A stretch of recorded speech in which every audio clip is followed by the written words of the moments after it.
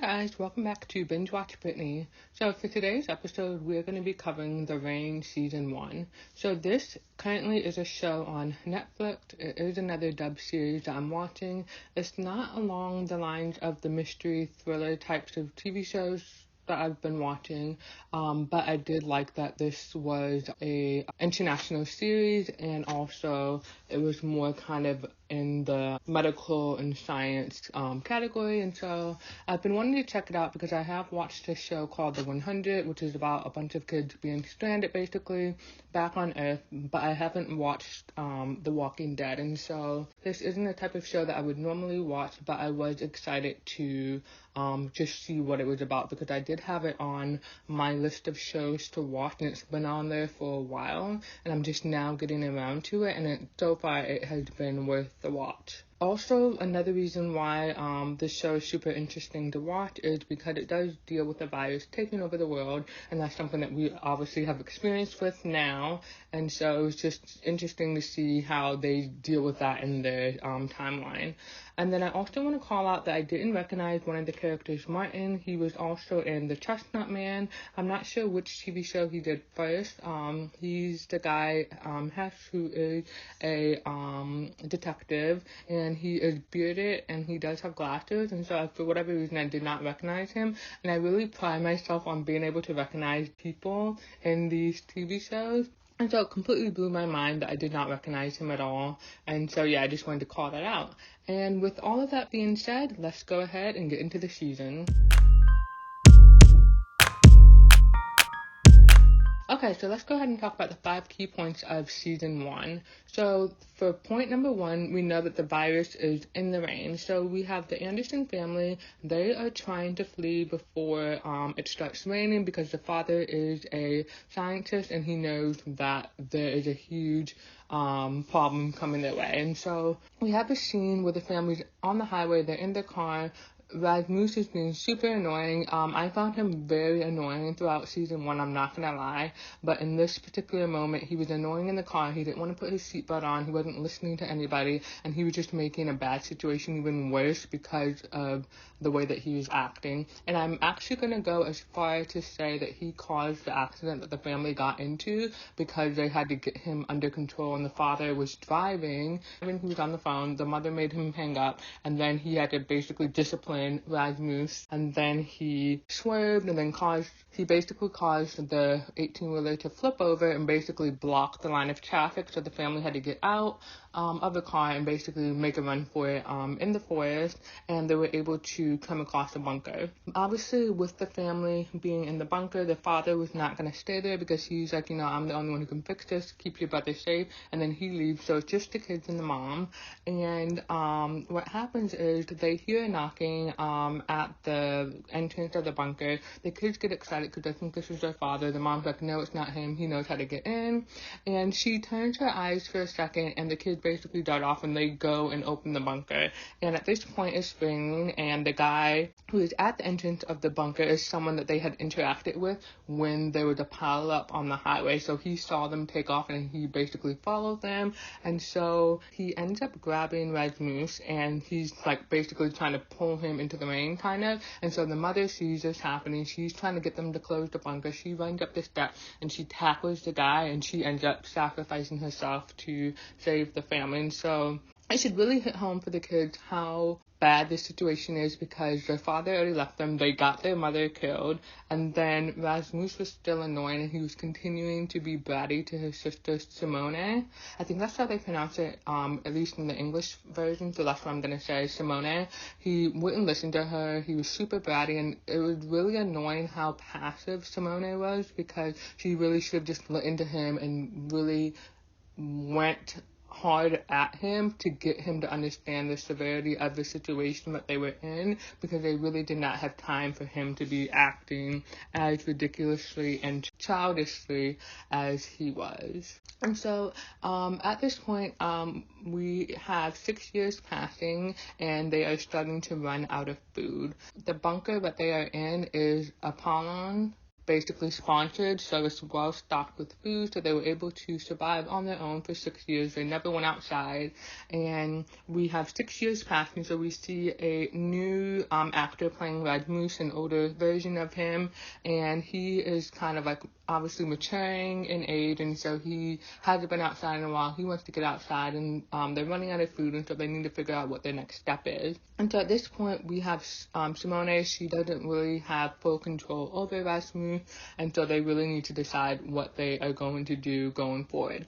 So this leads us into key point number 2. Martin and the crew smoke some out of the bunker. So as a result of them needing to figure out what their next steps are, Simone decides to go outside and investigate. She goes out at nighttime and when Rasmus is sleeping, and this also correlates with nighttime outside. I don't know if they are aware of what time it is. I would assume so because they do have electronics, but I was thrown off by, at least in the English version and then the captioning of how they were talking about the time of day, and so I wasn't sure if they no longer knew what time of day it actually was, and so I just want to throw that out there. And so anyway, we have Simone going outside to investigate. It's nighttime, it's completely abandoned, there's ruined cars everywhere, or no people in sight. She ends up making her way to a hospital. This was like I don't know what word they used, but it was basically a place where people could gather to escape, like be transported somewhere else. So she went there, saw a bunch of dead bodies. There was a dog there that was chasing her. She barely escaped, and then we see her kind of go back to the bunker. I think Rasmus did realize that she leaves, and so they do have a conversation talking about what their plans are going forward. But then the next thing we know, they're sleeping, the vents are blocked, they're having trouble breathing, they have to open the door to get outside. We see that Rasmus doesn't have his handprint in the system, so he actually is struggling to open it. I don't know if he's struggling to open it or if like the system is so damaged at this point or whatever that he's not able to use his handprint to open the door, but we do see that the oxygen level gets so low that the emergency system overrides the actual system, and then the bunker doors are open. And so there they meet Martin, Patrick, I'm going to say John. I don't know if it's Jean or John, but I'm going to say John, Leah, and Beatrice. And so what happens is they end up basically storming the bunker. They want food. They lock Simone and Rasmus in a room. They put a chair over it so that they can't get out. And we see Simone trying to talk to Beatrice to figure out what's going on, to get themselves out of that locked room, because they really can't stay in there forever. They will be in deep trouble if they were locked in that room, how they were locked in. And so Beatrice ends up getting Martin to free them. She tells him basically, when did we turn into the people who start killing other people or hurting innocent people, basically. And then we have this moment where Simone is able to tell them that there are other bunkers with more food, and she can lead them there. And then we see her smashing the iPad with the map, showing where all of the bunkers are, so they really need to utilize her, specifically if they want to find the other bunkers. And so we do have them, Simone and Rasmus, getting freed. They are on a journey to find the next bunker, and they do end up finding it. Obviously, the map is very different from the reality of what they're dealing with, like in person in the flesh, because, everything is overgrown. There's a bunch of cars in the way, and so she really has to know the land well to be able to find the next bunker. And then we have Simone ends up telling Martin that she doesn't want to stay with the group because of how they operate. They had come across a situation, I think, where another woman was trying to escape. There were the strangers chasing after her, and then she ended up falling in the water, which was black, and then Martin realized that she wasn't going to be able to survive, and so he killed her. And so at this point, Simone has seen him kill a bunch of people. She doesn't want to stay with him. She doesn't feel safe, but she also wants to keep moving to get to the Apollon headquarters so that they can try to find their dad and get answers to what is going on. And so Martin is able to give her the guidance that she needs to get there, but he's not willing to go with her. And so we do see that Beatrice, Leah, and John end up going with them. This is because Beatrice is really challenging Martin, and we do find out at some point that they were sleeping together, and so she kind of has like a weird hold over him, and she's always challenging him, and so she challenges him that they are actually going to leave and go with Simone and Rasmus to Copenhagen to get answers, and so Martin and Patrick end up being left behind, and we'll see what happens once we get into the third key point of the season. So for the third key point of the season, we have Rasmus being stabbed.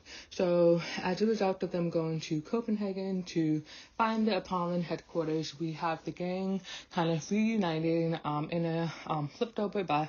They also pass Burger King, so they go in and they kind of like daydream about the different kinds of food that they're eating, because at this point they're still eating the packaged food that was found in the bunkers. But they do get separated because they are in the middle of eating, and then I think someone sees them, and it's like a group of people, and it's people who are starving, who are hungry, who haven't eaten in a while, and so they have no manners at this point. They're just basically rabid people who are acting like animals, and so the group has to flee, but they get separated, and so we have Simone being separated on her own. We have John and Leah, they're at a glasses store. They kind of missed all of the commotion, and so they're at the glasses store trying on glasses to get a new pair for John, and then we have Beatrice and Rasmus being separated on their own. And so we do see this moment where Beatrice tells Rasmus that she grew up in this building, and that she had just found out that her parents had gotten divorced, and she was upset about it and whatever. But then we also later on see a scene where she basically told Martin the same story but about a different house, and so the impression that I got is that she's basically making up what her past is. So this, to me, feeds into the impression that I have of her, that she is not really a good person. She's very manipulative, and she's using whatever she can, and she's using her body to manipulate two of the guys. In addition to that, we do have the gang being attacked by these people again. Once they're all reunited, we have this scene where Simone encounters a little boy. He's taking morphine pills. She tells him, like, no, you can't take this, and she gives him food. Then his father comes, and he's like, what are you doing? And then she gives them more food, and then they try to leave to go somewhere else because the boy wasn't well to travel, but now that they have food, maybe he'll get better. And so they very foolishly leave like the enclosed space that they're in, and they go outside, and they basically in the open have all of this food in front of this group of rabid people, and they get attacked, obviously. And I was so annoyed by that because one, Simone should have been like, you know, this is all I have, whatever. She was trying to do the right thing, but she was so stupid and naive in how she did it. And then when the father and the son are attacked by that mob, one person in the mob realizes that she's running away, and he curiously follows her because he knows that she probably has more food, because I'm sure they all know each other at this point, so they know who has food and who doesn't, and so obviously she doesn't look as dirty as they do and everything like that, and so he follows her, and then he is able to take Rasmus at knife point, and he's trying to threaten them into giving him more food. And so this is when we have Martin and Patrick reuniting with the group.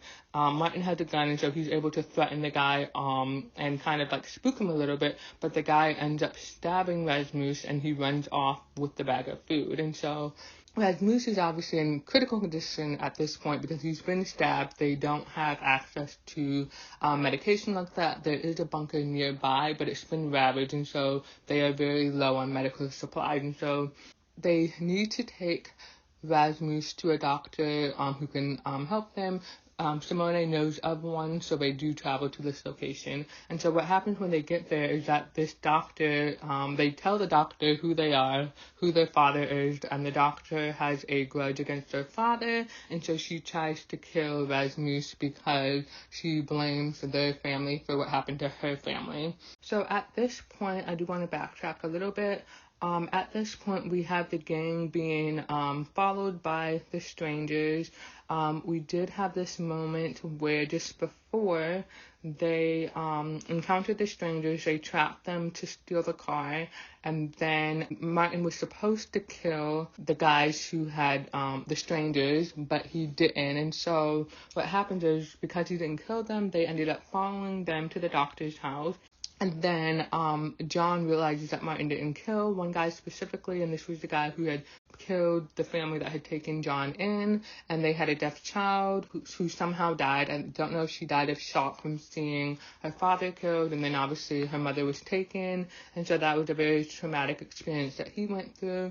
And so when Simone and Rasmus are basically under attack from that female doctor, Patrick comes in and shoots her in the head and basically saves them. And then the next thing that we see them experiencing is they encounter a cult. So it's about to rain, they need to get inside. They come across this weird mansion. The people that they meet first is this guy and this woman. They're in kind of like these flowy clothes. They speak really calmly. They won't allow them to take their weapons in. They're willing to give them shelter. And so we see them kind of really falling in love with this place. They have all of the food they can eat. They are given a place to shower, and they can change into clean clothes. They have access to food, and so most of the gang is really excited about this place that they're in. Martin is really suspicious. He doesn't really understand why this group of people are the way that they are. He ends up going to the basement, and he finds weird stuff happening down there. Martin is just really not convinced that the group is who they say they are. And so we do see different things happening while they are in this mansion. Leah is connecting with a woman named Karen, and she reveals that she was drugged and raped at a party, and it was recorded. And so she is really dealing with the trauma of all of that, because her mother abandoned her and would not come and pick her up and would not help her. She was very religious, and she told Leah not to go to that party. And then you have this happen. It was recorded and was shared. And so we see this moment where Leah is praying, and then the rain happens, and all the people outside are killed. And so she calls her mom, and her mom wants to come pick her up, and she leaves the house until her mom is dead as well from the rain. And so Leah has a lot of guilt over this happening. And so that's the only good thing that comes out of them connecting with this cult, that Leah gets to kind of ease some of that guilt that she is feeling. What happens though is that Martin continues to go to the basement and investigate. He does see women doing something there. They tell him he can't be there. He leaves. He tries to bring Simone back. There's nothing there. And he ends up going back later on, and they're still doing something. Down there, he looks in the freezer, and he basically sees a cut-up body. And so what we're seeing at the same time that Martin is learning all of this is that the rest of the gang, they're sitting down for this special dinner, and they are basically served human flesh, and they eat it. And so Martin comes in too late. He hits the main guy over the head, and they want to leave right away, but they can't. And the reason why they can't leave is because they ate the food, and so they are part of the lottery to see who the next sacrifice is. And so they're supposed to see who has the flower, and it turns out that Leah has the flower, and so that means that she's going to be sacrificed. They're going to use her body to feed everybody else. And so Karen does this huge thing, and she sacrifices herself to save Leah, and she says that she's honored to be the person to basically give the rest of the group life. And so that is the end of the line for Karen. They are able to leave, and there is one person there who formerly works for Apollon, and because he was giving Simone too many answers, the head guy kicked him out, and he ended up stabbing himself with a syringe and injecting himself with the virus, and he was killed. Martin actually shot him to ease the suffering that he was going to experience. I do want to backtrack a little bit. I haven't talked about the syringes, and so the female doctor, she initially tried to inject Rasmus with a syringe. Simone was able to take that syringe, and then when she saw the male doctor at the cult trying to inject him with a different syringe, she said, no, we don't want this, and then she took that syringe, and so she was asking him questions about the syringes, what they had, and all of that stuff. And so because she was questioning that guy on the past, she basically put him in a bad position to where he was outed by the group, and then he killed himself because he knew that he couldn't survive outside on his own. The fourth key point is Rasmus is kidnapped. He's not really kidnapped, he sacrifices himself, and he does this because he's really upset about Beatrice dying. And so he, at this point, wants to give up. The reason why Beatrice was killed was because they had decided to basically stay home while the others were supposed to go and do something. I can't recall, but it ends up raining, and I think they're going to the bunker to get something, and it ends up raining, and basically they're in like this wooden barn, and rain is falling through the cracks, and so a few droplets gets on her and Rasmus, but she's the only one who ends up dying, and so he's really upset and distraught by this. They won't help him once they realize that Beatrice is dead because they know that she's infected, and then by extension, Rasmus should be infected as well because he's touching Beatrice, and so they're all a little bit confused by this. And then at the same time that all of this is happening with Rasmus and Beatrice, we have Patrick trying to kill Simone when they're at the bunker because he's smoking weed or doing something, I'm not sure, he's drinking, whatever, he's acting really wild, and she's trying to get him under control, and then he tries to kiss her, she rejects him, and then he ends up pushing her into the rain, and so she gets wet. And so this leads to a scene of him calling out Martin to say, hey, shoot her, she's infected, blah, blah, blah. And so Martin hesitates to shoot her, he doesn't want to kill her. And then we see Leah basically step in the line of fire, and she goes into the rain herself, and she basically is willing to sacrifice herself to save Simone. But what happens is nothing happens to Simone, Martin, and Leah, who have been in the rain. And so this is really problematic because we don't know why they weren't infected by the rain, but we'll see later kind of what's happening. So as a result of Martin, Leah, and Simone going in the rain, Martin realizes that Patrick orchestrated all of this, and so he kicks him out of the group. This leads to Patrick being kidnapped, and he's kidnapped by the strangers, and he has to give them information in order to, like, save himself from being tortured or whatever. And so he ends up bringing up Rasmus because Rasmus has a walkie-talkie. He wants to sacrifice himself. He's calling the strangers and telling them to come and get him, and Patrick brings up that he should be dead because he was infected or whatever. And so this leads to the strangers coming for Rasmus. And the reason why Patrick was kidnapped is because John had killed one of their men, and so they want revenge. And so this leads to, again, Patrick giving information on the group in order to avoid being tortured. We do have Simone and Martin kind of negotiating a prisoner or hostage exchange because they take one of the strangers' men, and so they want to basically trade off. And what happens is Rasmus is still acting stupid. He is still distraught, and Simone bluntly has to tell him that so many people died so that he could live or whatever. And so he ends up taking the syringe from one of the guys, and he injects himself with it. He ends up being fine, and so they know that something is wrong because he should have been died just by taking the injection. And so what this leads to is that we do see this one of the soldiers, he ends up thanking Rasmus for like his contribution, his sacrifice, whatever, and he kisses his forehead, which has blood on it. And so we see this scene where basically the strangers are transporting Rasmus and the gang to the Apollon headquarters by the wall. And what we see later on is that soldier who kissed Rasmus on the head, he ends up dying. And so what we're supposed to get from that is that Rasmus is now contagious, because prior to that he wasn't infecting anybody that he touched and anything like that. And then as soon as he injects himself, we see people around him starting to die. And I think it's specifically people who come in touch with his blood.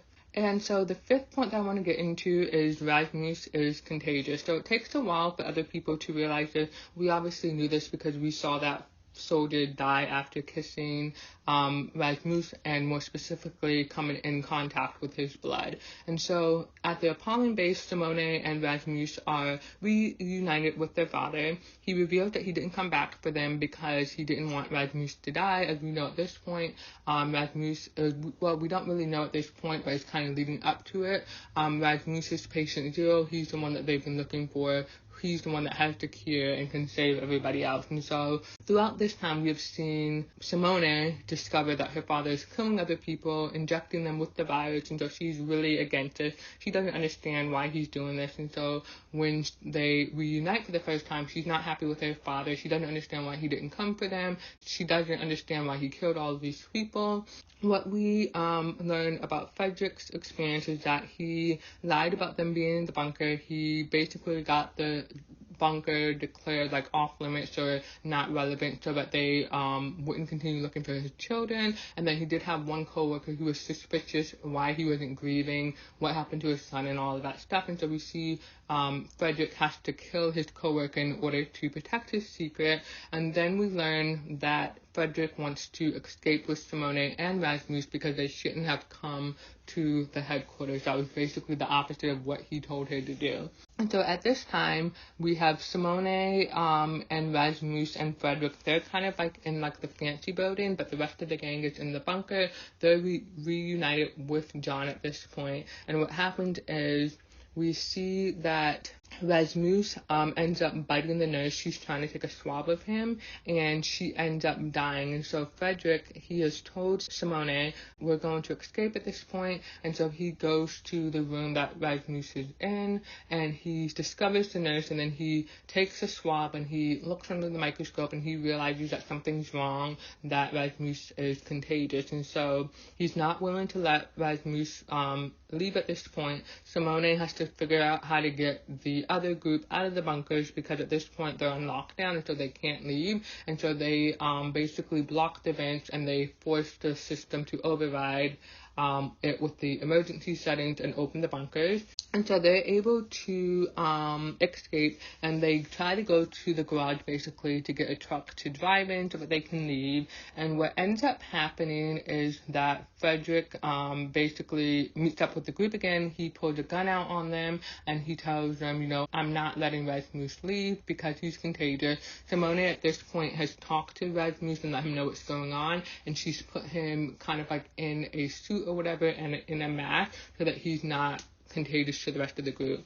And Frederick doesn't want to let Rasmus leave at this point. Martin stands in front of Rasmus. Frederick ends up shooting Martin. I'm not sure what happened. Then we see Simone tackle her father basically, and then they kind of like kick him and beat him up. They get in the car and they drive away. What happens is the exit that they need is basically being manned by security. It's the same guy who basically kidnapped Rasmus earlier, and he's like, you know, you guys can't leave.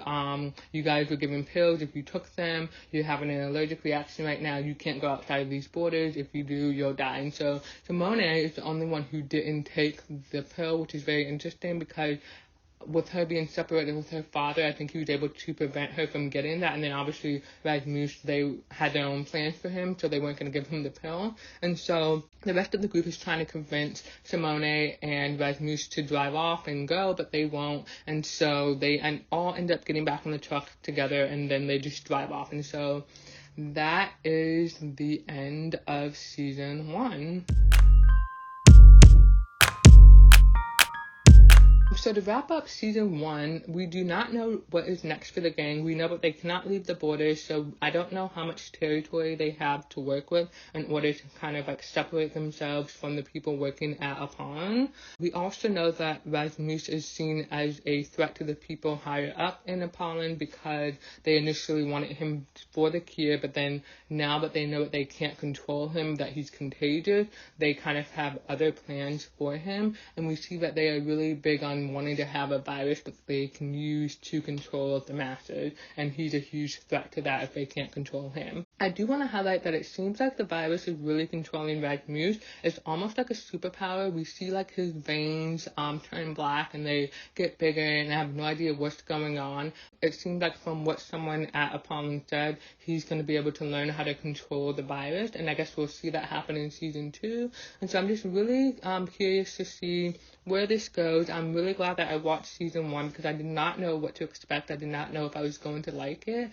And I think especially Simone and Rasmus, they kind of got more tolerable towards the end of the season, but they were still hugely annoying throughout most of the season. And so I do have a lot of hope and faith that this group will like continue to stick together throughout the next 2 seasons. I think there's only 3 seasons, but I'm really curious on where the next season is gonna go. So I'm definitely going to be watching that. And yeah, so I'm gonna go ahead and wrap up this video. Thank you guys for listening, and I'll see you in the next one.